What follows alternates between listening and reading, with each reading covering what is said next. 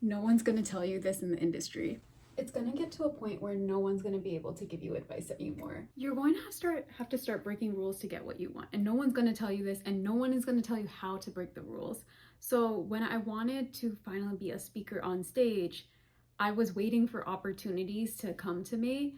And I was waiting for like a year, more than a year, until I saw an Instagram ad for an event in New York City that was super close to me.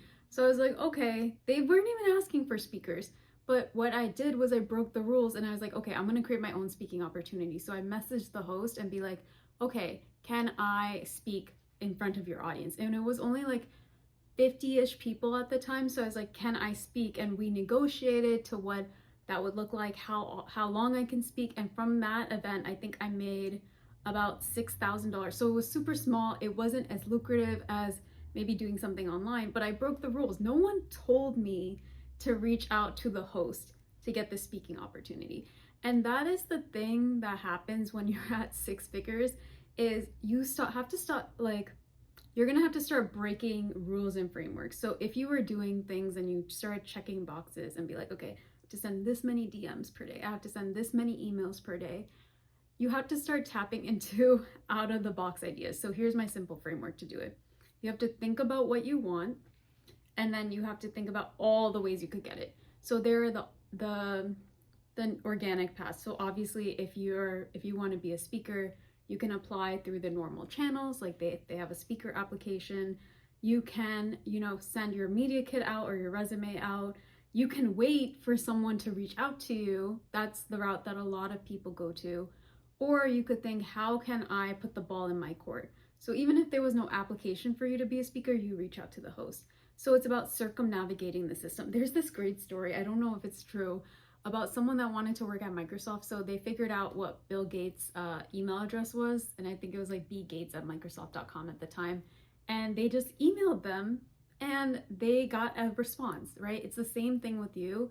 How can you get to the top without having to go through all the mini steps? This is one of the most frustrating paths, right? You would think that to become a millionaire business owner, you need to change one framework, you need to change one system, you just need to find the right coach. And that is what drove me crazy. It's gonna get to a point where you are actually, there's no like framework. What made someone else a millionaire might not make you a millionaire. What made you a millionaire is not gonna make someone else a millionaire. And that is the frustrating part. So you are going to have to figure out what your strengths are and then dial into those. For mine, it's always circumventing authority or navigate it, or like breaking the rules. And you have to think of what your version of that is. If you're not like, okay, Roma, I'm not a rule breaker, I like to follow the rules, then that is your strength, and you have to figure out how that works for you to become $1 million business. And this is the really disappointing part. People mean the best when they give you advice, but it gets to a point where no one is going to understand the context of your business. No one has been in business for as long as you have. So if you're past multiple six figures, or if you're past 100K, this video is definitely for you. If you're not getting the opportunities you want, you have to start building the table yourself. So I remember when I was in college, I really wanted to go to the Grace Hopper conference, but I didn't have, it was in Houston. The tickets, I believe, were like $1,000 to $2,000. I didn't have the flight money. I didn't have the hotel money. I think all in it was probably $5,000 for a student who was like 20 to 21 to go. So I was like, okay, what can I do? I broke the rules, right? I was like, I don't want to pay for this myself. So I went to the department head of computer engineering at my university, and we literally didn't have a program to send people to this conference. So I went to the department head. I talked to his secretary first, and I was like, hey, I want us to go to this conference. What can we do? Because I saw the other engineering departments could send people to conferences. I saw other professional organizations, they had the money to send people to conferences.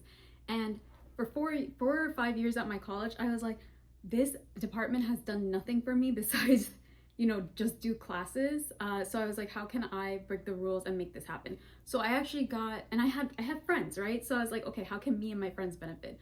And I talked to the person in charge. I set up a meeting with them, and I was like, here is what's available. This is how we can represent the school, and it will also help with job offers, right? So once we get job offers, we can always pass those down to new students coming into the department.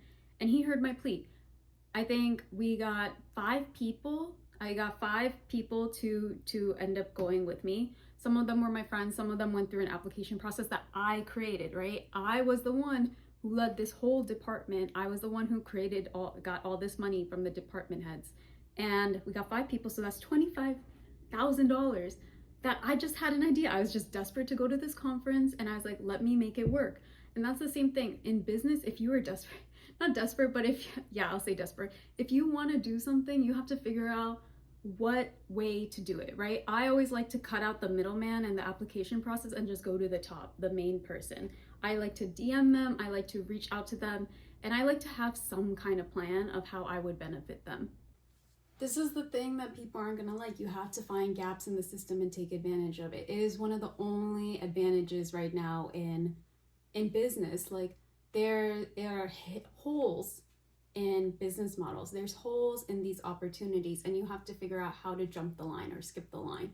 And a lot of people are like, it's unfair, or you're breaking the rules. And that's the point.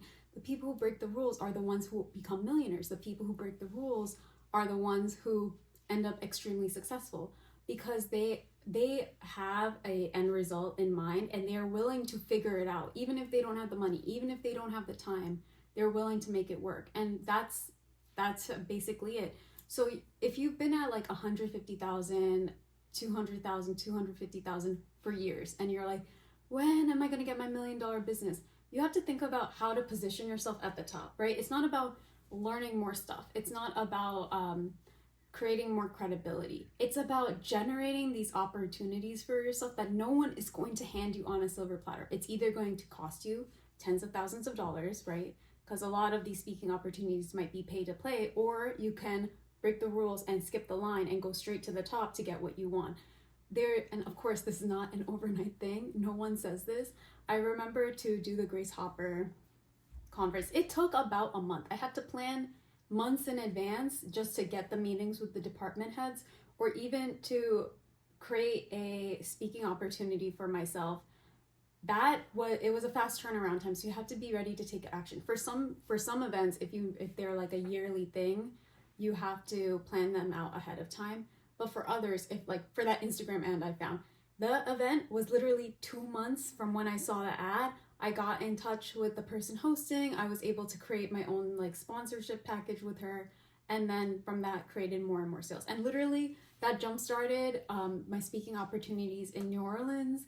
It jump-started my speaking opportunity in Miami, because all the people I met at that New York event, because they saw me speaking to those 50 people, they're like, oh, I have an event, let me invite Roma because she already has speaking experience. I didn't, right? It was my first speaking opportunity, but because I was there in the room, they're like, okay, Roma must have some kind of experience. Let me hire her and put her in my room. And that just compounded. I think I went to New Orleans, I went to Miami, I did an event in DC, I did an event in New Jersey, and I think 3 out of 4 of those came from that New York event, right? So you have to think about how you can jump and skip the line. This next part is also really important too. If you've been at 6 figures, or you've already hit like 100K, 200K in revenue, you need to find a coach or a mentor that helps you, that collaborates on your ideas, doesn't just tell you what to do, because how they became successful might be very different than how you're going to be successful. So when I work with my clients, I don't tell them what to do. I help them. They probably already have an idea of what they want, and we really like excavate, right? So think of your ideas as like a slab of marble, right? Instead of me telling you hit the marble this way or hit the marble in another way, we kind of just chip away at your idea until you find the finished sculpture, right? I'm not telling you what to do. I'm just helping you really understand what your vision is and craft it in your way. And I think that I have lost out on not millions. I've lost out on thousands of dollars because I've hired coaches that I just listened to. I was like, you tell me to jump, if they tell me to jump, I'll say how high, right? And I was giving all my power and authority away to them. But the thing no one told me is that that's not to get to like $1 million or $250,000, $300,000, $500,000. It's not gonna be that person's way anymore. From $0 to $100,000, I had a very strict checklist of what I needed to do that my first mentor set me up with. But after 100K, after 150K, that's not how it works anymore. You need to hire someone that teaches you to trust yourself, trust your own intuition, and helps give yourself permission to think and take inspired action on these ideas that you think of in the middle of the night, right? It might not be the exact vision that you have, but it can take a different form. So for example, I really wanted to create a documentary on gambling in the South Asian community. That's 0 to 100. One step in the right direction is just me creating a TikTok about it, right? So you need a mentor to help see your vision and also see where it aligns in your business model. Because if I created a documentary, I'd probably be out of business by now. I don't have time for that, right? So instead of going from 0 to 100 on your ideas, just what is 0 to 5% in the right direction to still give you that dopamine hit of what you want, but not completely tear down your whole business. And because of all those opportunities, I was able to go from, I was stuck at the same income for like 3 years. It was driving me crazy. And I was able to add a $30,000 bump to my revenue, right? So I increased, I think it was about 30% of what I was making. And it was my biggest year ever. But again, no coach, no advisor, no mentor was like, hey, message this host. It was truly just inspired action. I remember I was just thinking about it a lot.